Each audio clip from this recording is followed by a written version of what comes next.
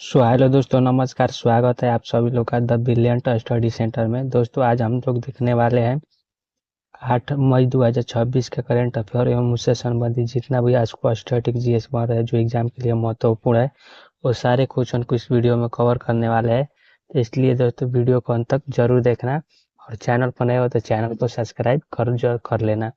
तो चलिए, बिना वेट किए चलते हैं पहले प्रश्न के पास। पहला प्रश्न है कि हाल ही में किस भारतीय को पुलित्जर पुरस्कार 2026 से सम्मानित किया गया है। तो हाल ही में जो पुलित्जर पुरस्कार 2026 से सम्मानित किया गया है, आर के आनंद और सुपर्णा शर्मा को सम्मानित किया है। बी बिल्कुल करेक्ट आंसर हो जाएगा।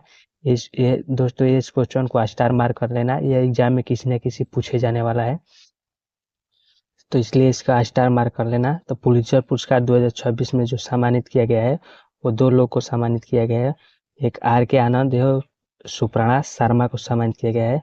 ये इन्हें जो पुरस्कार प्रदान किया गया है वो पत्रकारिता के रूप में सम्मानित किया गया है। तो बात करते हैं पुलित्जर पुरस्कार 2026 के बारे में।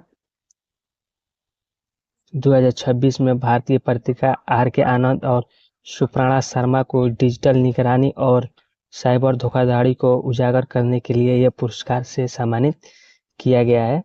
तो यह बात ध्यान रखना है, इनको किस क्षेत्र में मिला है, तो इन्हें पत्रकारिता के क्षेत्र में मिला है, डिजिटल निगरानी और साइबर धोखाधड़ी को उजागर करने के लिए। बात करते हैं दोस्तों पुलित्जर पुरस्कार के बारे में। तो यह अमेरिका के न्यूयॉर्क में स्थित कोलंबिया विश्वविद्यालय द्वारा यह हर साल जो होता है दिया जाता है, जो कि इसकी शुरुआत हुई थी सबसे पहले वो 1917 में हुआ था। यह टोटल 21 श्रेणियों में दिया जाता है, जैसे संगीत हो गया, साहित्य हो गया या पत्रकारिता हो गया। इन क्षेत्र में दिए जाने वाले यह महत्वपूर्ण जो है पुरस्कार है। इसमें जो है नगद राशि ये दी जाती है, वो $15,000 जो है नगद राशि दी जाती है। तो ये इतनी बात ध्यान रखना। अगला प्रश्न है, हाल ही में अमेरिका और किस देश के बीच बालिकात 2026 युद्धाभ्यास हुआ है। तो हाल ही में जो होता है अमेरिका और किस देश के बीच बालिकात 2026 युद्धाभ्यास हुआ है, तो वह अमेरिका और फिलिस्तीन के बीच आयोजित किया गया था। सी बिल्कुल करेक्ट आंसर हो जाएगा। अब बात करते हैं बालिकात 2026 सैन्य अभ्यास के बारे में। तो यह 20 अप्रैल से लेकर 8 मई तक फिलिस्तीन में आयोजित किया जा रहा है। इसमें लगभग अमेरिका और फिलिस्तीन से 17,000 सैनिक शामिल हुए हैं। इसका मुख्य उद्देश्य है दक्षिणी चीन दक्षिणी चीन के सागर है, उनके गतिविधियों को मजबूत करना इसका मुख्य उद्देश्य है। तो यह ध्यान रखना। अब बात करते हैं दोस्तों हाल ही में जो प्रमुख सैन्य अभ्यास है जो आपके लिए एग्जाम के लिए इम्पोर्टेंट है, उसके बारे में। 13वां खंजर युद्ध अभ्यास भारत और किर्गिस्तान के बीच आयोजित किया गया था। और 17वां दोस्ती युद्ध अभ्यास भारत, श्रीलंका और मालदीव, यह तीनों के बीच आयोजित किया जाता है। और वाई गार्जियन 2026 युद्ध अभ्यास भारत और थाईलैंड के बीच आयोजित किया गया था। डेजर्ट साइक्लोन द्वितीय युद्धाभ्यास भारत और यूएई के बीच आयोजित किया गया था। और सिनेबेक्स द्वितीय युद्धाभ्यास भारत और कंबोडिया के बीच में आयोजित किया जा रहा है। यह दोस्तों अभी आयोजित किया गया 4 मई से लेकर 17 मई तक चलने वाला है, इसको ध्यान रखना। अगला प्रश्न है, हाल ही में किसे मैड्रियल ओपन 2026 महिला सिंगल का खिताब जीता है। तो जो हाल ही में मैड्रियल ओपन 2026 के महिला सिंगल खिताब जीता है, वो मार्टा कोत्सुनुअक ने जीता है। मार्टा कोत्सुनुअक, सी बिल्कुल करेक्ट आंसर हो जाएगा। अब बात करते हैं मैड्रियल ओपन 2026 के बारे में। तो इसको मार्टा कोत्सुअन ने जीता है। यह 23 वर्ष की उम्र में यह कैरियर में अपनी पहली बार इतनी बड़ी जो है खिताब जीता है दोस्तों। अब बात करते हैं मैड्रियल ओपन के बारे में, जो इसके मैच के परिणाम क्या रहा।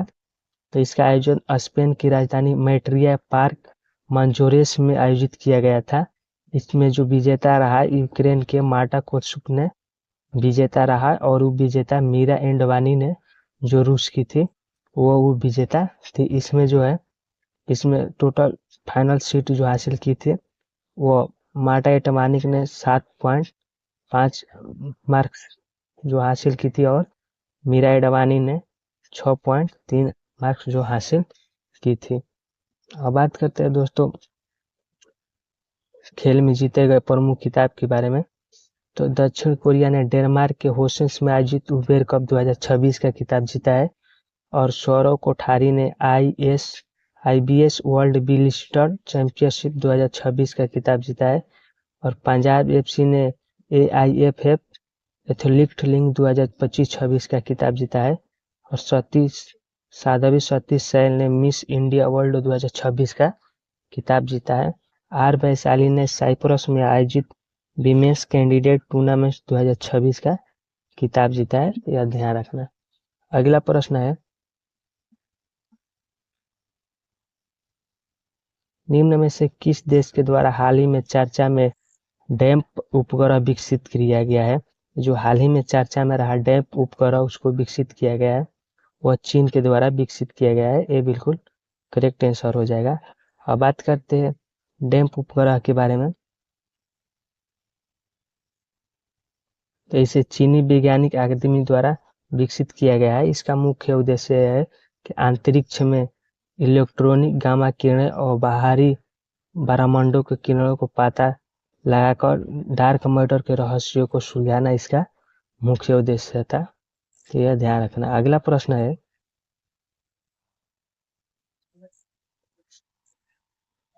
हाल ही में किस देश ने होर्मुज जलडमरू मध्य को में प्रोजेक्ट फ्रीडम शुरू किया है? तो जो हाल ही में होर्मुज जल स्वरूप में प्रोजेक्ट फ्रीडम योजना शुरू किया है वो अमेरिका ने शुरू किया है। दोस्तों अभी जैसा कि जान रहा है ईरान और अमेरिका के बीच बहुत युद्ध चल रहा है, तो उसके तहत जो होर्मुज संधि से जितने भी आने वाली है समुद्री रास्ते से जितने भी आने वाले हैं शिप, उसको इराक ने रोक दिया है। उसी को सुरक्षित बाहर निकालने के लिए अमेरिका ने प्रोजेक्ट फ्रीडम शुरू किया है। तो इसको ध्यान रखना। अगला प्रश्न है,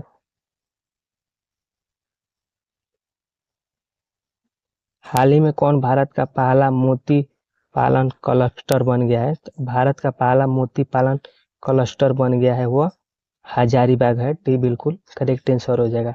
अब बात करते हैं पहला मोती पालक क्लस्टर के बारे में। तो यह भारत सरकार और झारखंड सरकार ने एक संयुक्त पहल है जिसका उद्देश्य वैज्ञानिक तरीके से खेती को बढ़ावा देना है और यह ग्रामीण महिलाओं और युवाओं को रोजगार पैदा करना इसका मुख्य उद्देश्य है।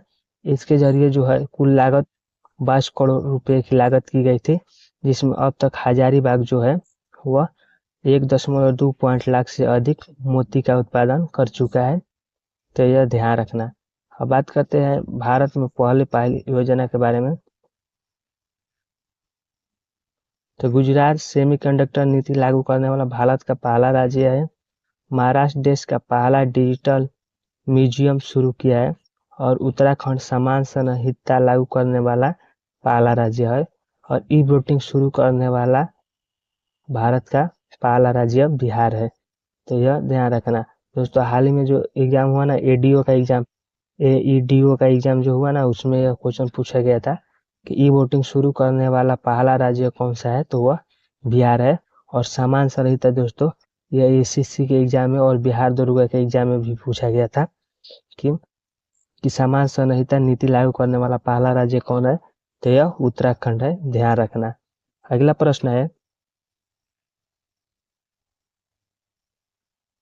हाल ही में कौन यूरोपीय राजनीतिक समुदाय ईपीएस शिखर सम्मेलन में शामिल होने वाला पहला गैर यूरोपीय देश बन गया है? तो जो हाल ही में यूरोपीय राजनीतिक ईपीएस शिखर सम्मेलन में शामिल होने वाला पहला गैर यूरोपीय जो देश बन गया है वह कनाडा है। बी बिल्कुल करेक्ट आंसर हो जाएगा। अब बात करते हैं इसके बारे में ईपीएस शिखर सम्मेलन के बारे में। तो कनाडा के प्रधानमंत्री ने हार्मोनिया में आयोजित 8वीं ईपीएस बैठक में इन्होंने शामिल हुआ और उसमें जो है व्यापार और भू राजनीति के संबंध में मजबूत करने की दिशा में एक बहुत बड़ा कदम उठाया है। तो यह ध्यान रखना। इसका जो ईपीएस शिखर सम्मेलन का जो आयोजन किया गया था उसमें हार्मोनिया में किया गया था और उसमें कनाडा के प्रधानमंत्री ने भाग लिए थे।